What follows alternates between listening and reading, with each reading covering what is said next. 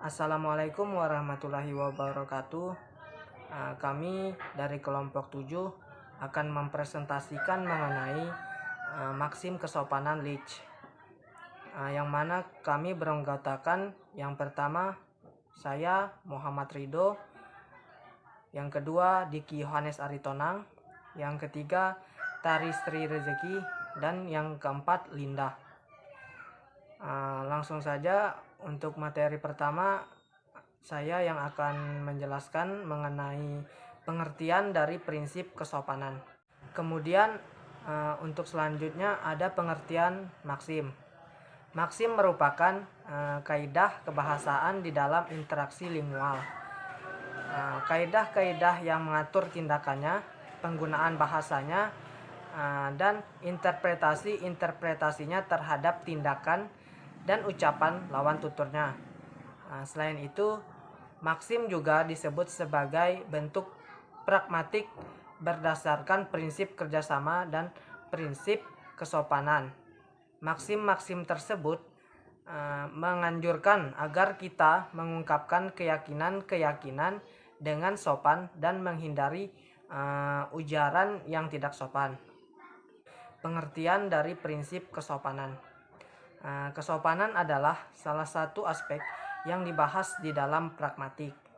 Prinsip kesopanan adalah serangkaian maksim yang telah dikemukakan oleh Leach pada tahun 1983 sebagai cara untuk menjelaskan bagaimana kesopanan beroperasi dalam pertukaran percakapan.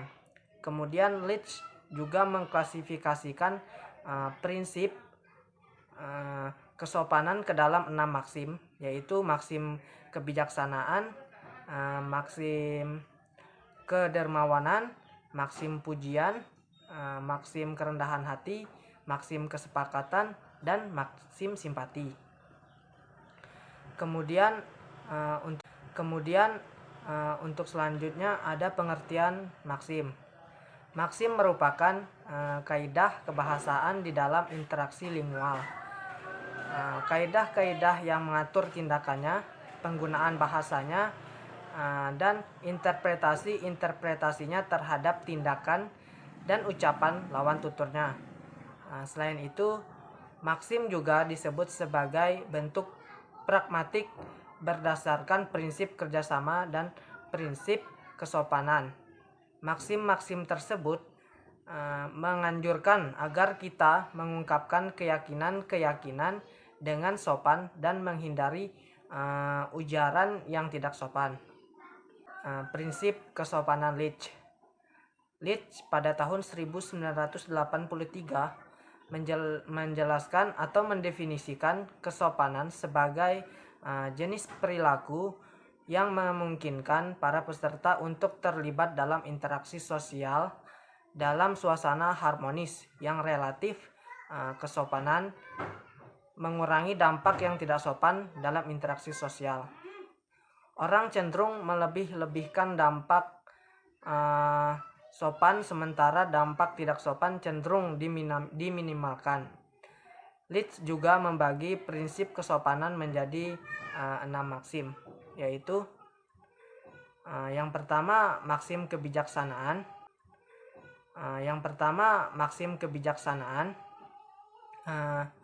Maksim kebijaksanaan ialah maksim yang berfungsi untuk mengurangi kerugian orang lain sekecil mungkin dan menambah keuntungan orang lain sebesar mungkin. Maksim kebijaksanaan ini juga dilaksanakan secara komisif dan direktif atau impositif. Komisif ditemukan dalam ujaran yang mengekspresikan niat penutur dalam tindakan di masa depan, seperti menyatakan janji atau menawarkan sesuatu. Kemudian direktif atau impositif adalah ujaran yang memengaruhi penutur atau petutur untuk melakukan tindakan. Ujaran ini biasanya dapat ditemukan di beberapa ucapan seperti mengundang, memerintah, pemesanan, menasehati, dan lain sebagainya. Contohnya, Anda tidak akan duduk. Sekian. Selanjutnya Halo guys, aku Tari Sri Rezeki. Di sini aku bakal ngelanjutin presentasi dari teman aku. Yuk disimak bareng-bareng. Selanjutnya, prinsip kesopanan Leach yang kedua, yakni maksim kedermawanan. Maksim kedermawanan ialah maksim yang berfungsi untuk mengurangi keuntungan diri sendiri dan menambah kerugian diri sendiri. Maksim ini seperti maksim kebijaksanaan, dilaksanakan secara komisif dan direktif atau impositif. Maksim ini berpusat pada diri sendiri, sedangkan maksim kebijaksanaan berpusat pada orang lain. Contohnya, yakni saya akan membawa ini ke kamar Anda. Selanjutnya, contohnya, yakni saya akan membawa ini ke kamar Anda. Selanjutnya, prinsip kesopanan Leach yang ketiga, maksim kerendahan hati. Maksim kerendahan hati adalah maksim yang berfungsi untuk mengurangi pujian pada diri sendiri dan menambah kekecaman pada diri sendiri. Maksim ini ditemukan dalam ujaran asertif dan ekspresif, seperti pada maksim pujian, maksim kebijaksanaan, dan maksim kerendahan hati peduli terhadap tingkat evaluasi yang baik atau buruk dari orang lain atau diri sendiri yang diucapkan oleh penutur. Contohnya, saya pikir Anda akan mengajari saya lebih dari saya mengajari Anda. Sendiri yang diucapkan oleh penutur. Contohnya, saya pikir Anda akan mengajari saya lebih dari saya mengajari Anda. Prinsip kesopanan Leach yang keempat, maksim pujian. Maksim pujian ialah maksim yang berfungsi untuk mengurangi kekecaman pada orang lain dan menambah pujian pada orang lain. Maksim ini menginstruksikan penutur untuk menghindari mengatakan hal-hal yang tidak menyenangkan pada orang lain, terutama pada petutur. Maksim ini ditemukan dalam ujaran asertif dan ekspresif. Asertif adalah ujaran yang biasa digunakan untuk menyatakan kebenaran.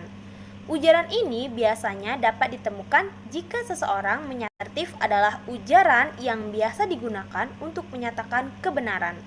Ujaran ini biasanya dapat ditemukan jika seseorang menyatakan pendapatnya, komentar, saran, dan lain-lain. Ekspresif adalah ujaran yang menunjukkan perasaan penutur. Ujaran ini biasanya dapat ditemukan di beberapa ujaran yang menyatakan rasa syukur, selamat, menyambut, meminta maaf, memuji, dan lain-lain. Contohnya, Anda melakukannya dengan sangat baik. Selanjutnya, prinsip. Halo teman-teman, baiklah, nama saya Linda. Saya akan menjelaskan tentang maksim prinsip kesopanan Leach, yaitu yang kelima ada maksim kesepakatan. Maksim kesepakatan ialah maksim yang berfungsi untuk menambah kesepakatan antara diri sendiri dan orang lain dan mengurangi ketidaksetujuan antara diri sendiri dan orang lain. Nah, kemudian ada kecenderungan untuk meningkatkan kesepakatan dan meminimalkan ketidaksetujuan dengan menyatakan penyesalan atau kesepakatan sebagian ketika seseorang berbicara dengan orang lain. Maksim ini ditemukan dalam ujaran asertif. Nah, seperti contoh kayak gini ya teman-teman, kayak si A berkata, maukah Anda mengambilkan saya air? Dan si B menjawab, ya tentu saja. Berarti di situ ada kesepakatan antara si A dan si B. Kemudian ada skala kesantunan Leach.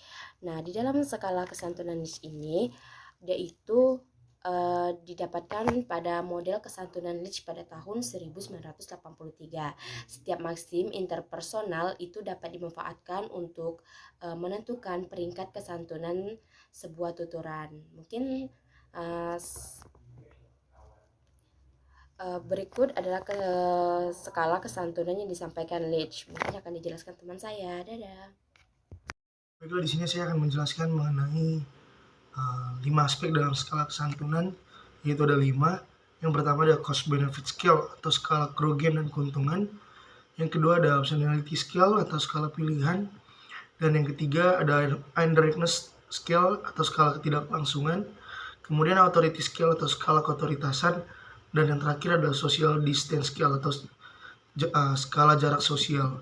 Yang pertama, cost benefit scale atau skala kerugian dan keuntungan, yaitu menunjuk kepada besar kecilnya kerugian dan keuntungan yang diakibatkan oleh sebuah tindak tutur pada sebuah pertuturan. Semakin tuturan tersebut merugikan diri penutur, akan semakin dianggap santunlah tutur itu.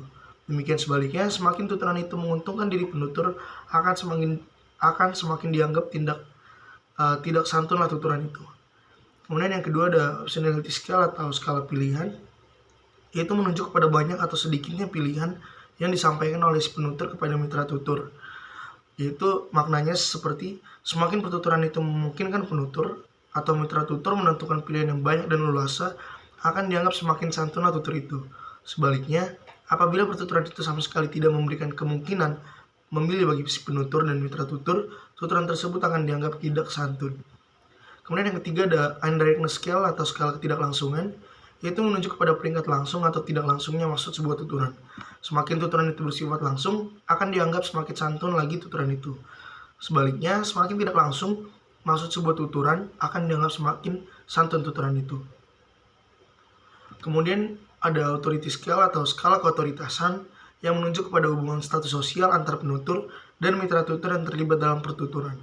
Semakin jauh jarak peringkat sosial antara penutur dengan mitra tutur, tuturan yang digunakan akan cenderung semakin santun. Kemudian sebaliknya, semakin dekat jarak peringkat status sosial di antara keduanya, akan cenderung berkuranglah peringkat kesantunan tuturan yang digunakan dalam bertutur itu.